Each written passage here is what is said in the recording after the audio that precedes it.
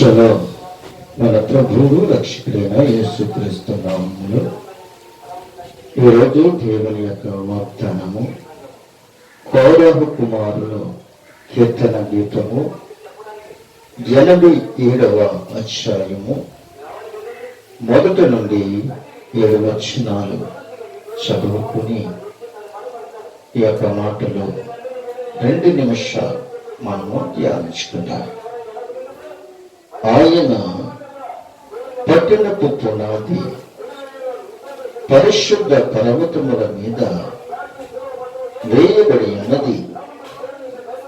యాకోబు నివాసములన్నిటికంటే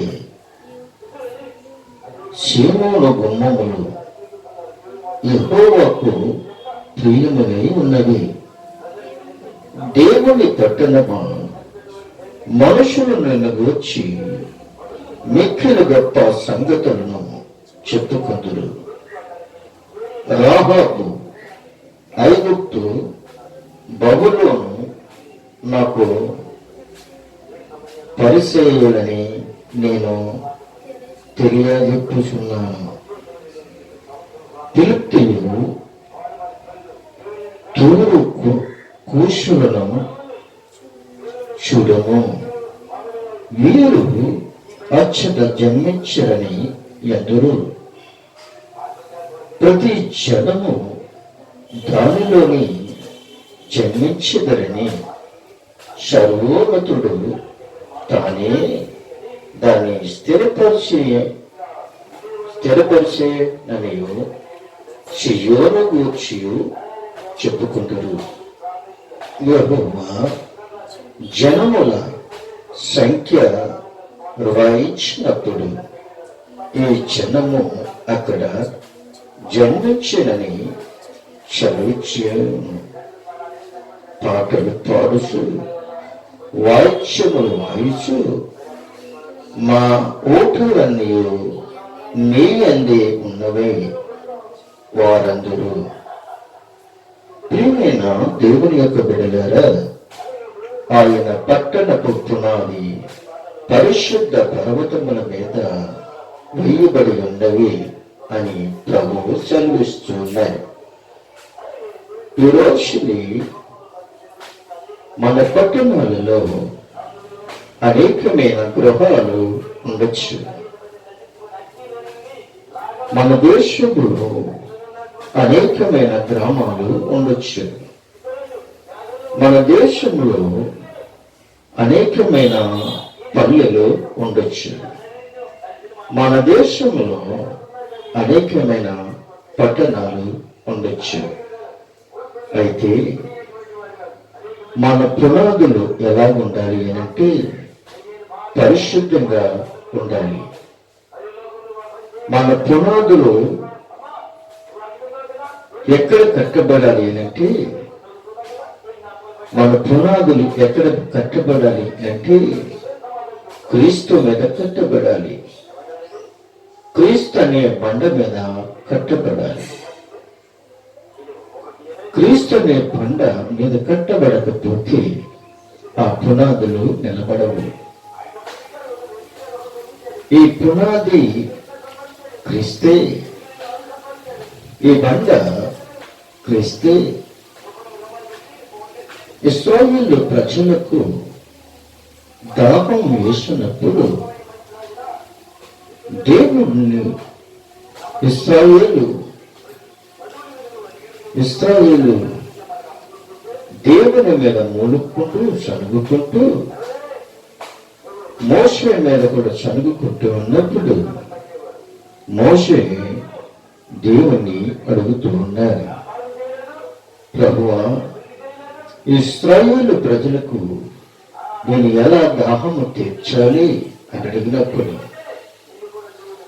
దేవుడు మోషేతో చెప్తూ ఉన్నాడు, మోషే, నీ చేతిలో ఉన్న కర్రను తీసుకుని ఆ బండని కుటుంబం, అప్పుడు ఆ బండలో నుండి నీరు వస్తుంది అని చెప్పేటప్పుడు దేవుని ఆజ్ఞ శిరస్సు వంచి మోషే చేతిలో ఉన్న కర్రను తీసుకుని ఆ బండను కొట్టినప్పుడు ఆ బండల నుండి నీరు వచ్చి ఇశ్రాయేలు ప్రజలందరూ కూడా నీరు తాగినట్లుగా మనం చూస్తూ ఉన్నాం.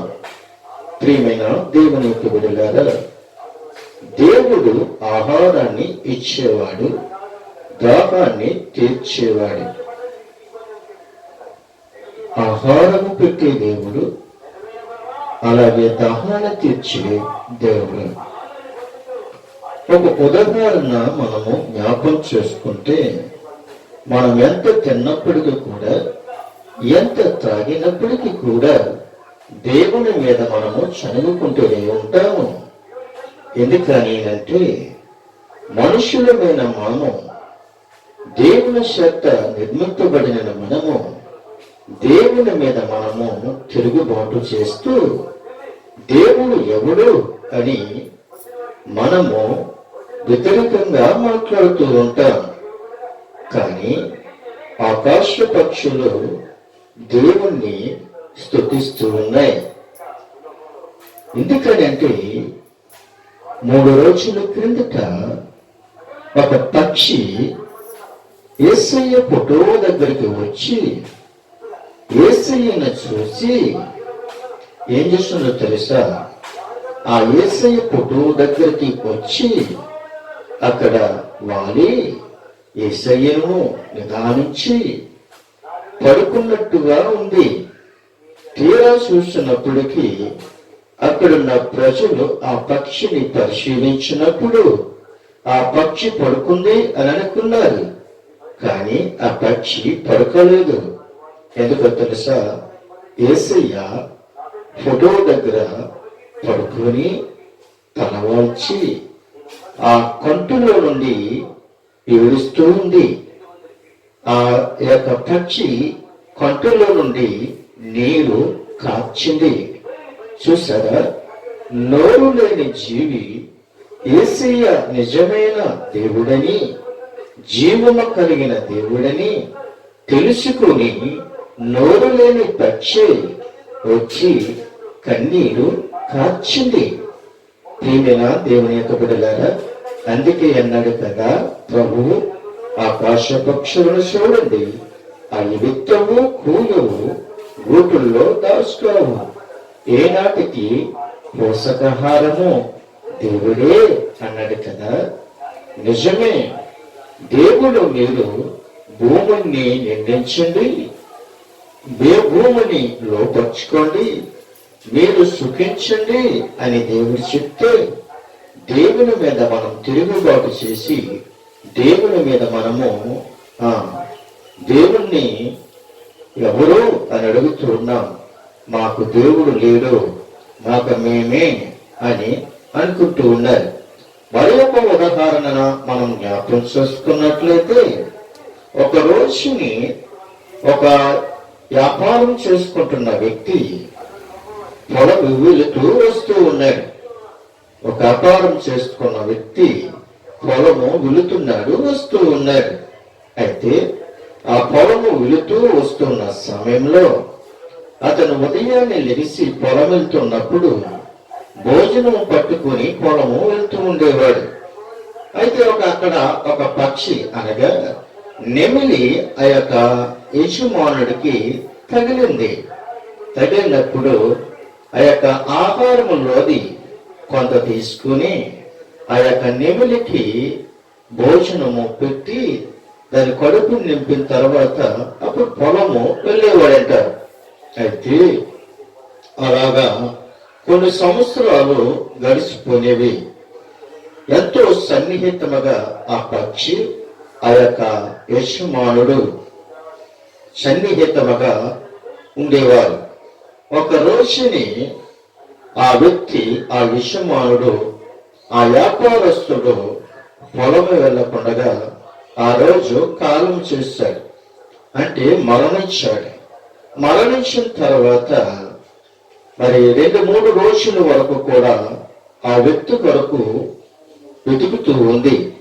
ఆ వ్యక్తి ఎక్కడా కూడా కనిపించట్లేదు.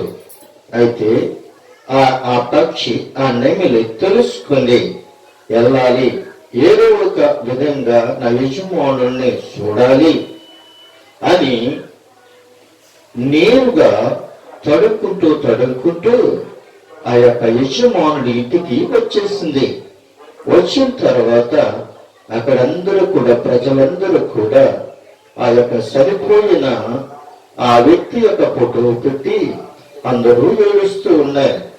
ఏడుస్తూ ఉన్నప్పుడు ఈ యొక్క నెగలి ఏం చేసిందో తెలుసా? ఆ యొక్క ఫోటో దగ్గరికి వెళ్ళి ఆ ఫోటోను చూసి కన్నీరు కార్చింది. చూసారా?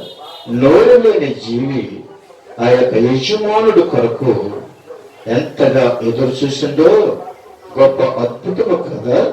అలాగే పర్వతములు ఎన్ని కట్టినప్పటికీ కూడా, బిల్డింగులు ఎన్ని కట్టుకున్నప్పటికీ కూడా స్థిరమైన స్థలము లేకపోతే, స్థిరమైన జీవితం లేకపోతే, నువ్వెంత కట్టుకున్నప్పటికీ కూడా ప్రయోజనం లేదు అని ప్రభువు చదివిస్తున్నాడు. బాగుంది కదా ఈ రోజుని దేవుని యొక్క వాగ్దానము.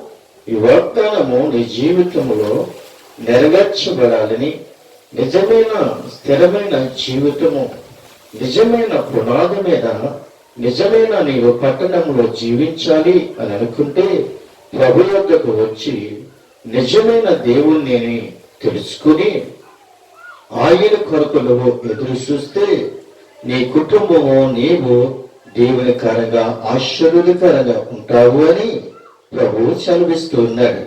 ఈ మాటలు దేవునికరంగా ఆశీర్వాదకరంగా ఉన్నాయి కదా. ఈ ఆశీర్వాదాలు నీకును, నీ పిల్లలకును, నీ కుటుంబానికును ఉండాలని నా యొక్క ప్రార్థన. ప్రతిరోజు కూడా మీ అందరి కొరకు నేను ప్రార్థన చేస్తున్నాను. నా కొరకు కూడా మీరు ప్రార్థన చేయండి. ప్రభు సన్నిధిలో మనం అందరం కూడా సాగుతూ ఆయన రాకడ సమీపంలో మనమందరం కూడా ఆయన సువార్తను ప్రకటించే వారిలాగా మనము దేవుని యొక్క సన్నిధిలో కనబడి ప్రభుని స్తుతించుకుందాం. ఈ మాటల బట్టి దేవుడు ఆశీర్వదించునుగాక. ఆమేన్.